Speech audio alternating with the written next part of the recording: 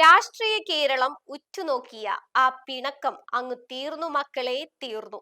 കണ്ണൂരിലെ സീറ്റ് മോഹത്തിന് കത്രിക വീണപ്പോൾ നടാലിലെ വീട്ടിൽ ചായയും കുടിച്ച് ഇരുന്ന കെ സുധാകരനെ അനുനയിപ്പിക്കാൻ ആരു വരുമെന്ന ചോദ്യത്തിന് ഒടുവിൽ ഉത്തരമായിരിക്കുന്നു.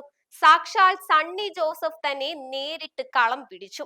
ഇങ്ങൾ വരണമെന്ന് സണ്ണി പറഞ്ഞപ്പോൾ ഞാൻ വരാതെ എവിടെ പോകാനാണ് എന്ന് സുധാകരനും.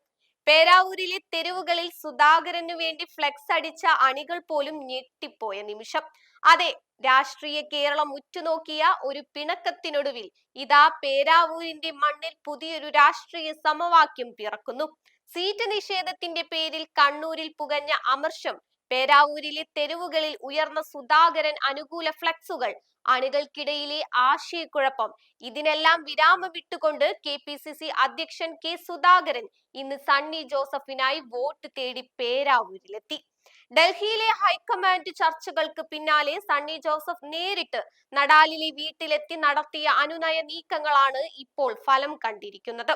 ഞങ്ങൾ തമ്മിൽ എന്ത് അഭിപ്രായ വ്യത്യാസം, ഞങ്ങൾ തമ്മിൽ പ്രേമമാണ് എന്ന സുധാകരന്റെ മാസ് ഡയലോഗ് പ്രവർത്തകർക്കിടയിൽ ആവേശം വിതറിക്കഴിഞ്ഞു.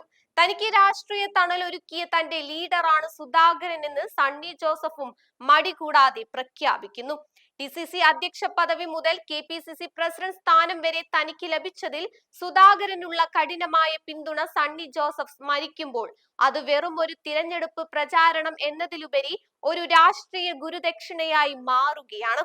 ഇടതിനെ കടന്നാക്രമിച്ച് സണ്ണി ജോസഫിനെ നെഞ്ചിലേറ്റാൻ പേരാവൂരുകാരോട് ആഹ്വാനം ചെയ്ത് സുധാകരൻ പാർട്ടിക്കുള്ളിലെ പടലപ്പിണക്കങ്ങൾ അവസാനിച്ചുവെന്ന ശക്തമായ സന്ദേശമാണ് നൽകുന്നത്.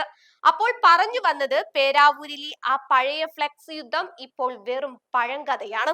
എന്തായാലും പേരാവൂരിലെ ഈ പ്രേമലീലകൾ വോട്ടായി മാറുമോ അതോ വെറും രാഷ്ട്രീയ തമാശയായി അവസാനിപ്പിക്കുമോ എന്ന് വോട്ടെണ്ണി കഴിയുമ്പോൾ അറിയാം. ഇടതിനെതിരെ ആഞ്ഞടിച്ച് സണ്ണിയെ തോളിലേറ്റിയ സുധാകരന്റെ ഈ പുതിയ ലവ് സ്റ്റോറി UDFന് പുതിയൊരു ഉണർവ് നൽകിയിരിക്കുകയാണ്. പേരാവൂരിലെ ഈ സ്നേഹപ്രകടനം UDFന്റെ വിജയ സാധ്യതകളെ എങ്ങനെ സ്വാധീനിക്കുമെന്ന് നമുക്ക് കാത്തിരുന്നു കാണാം.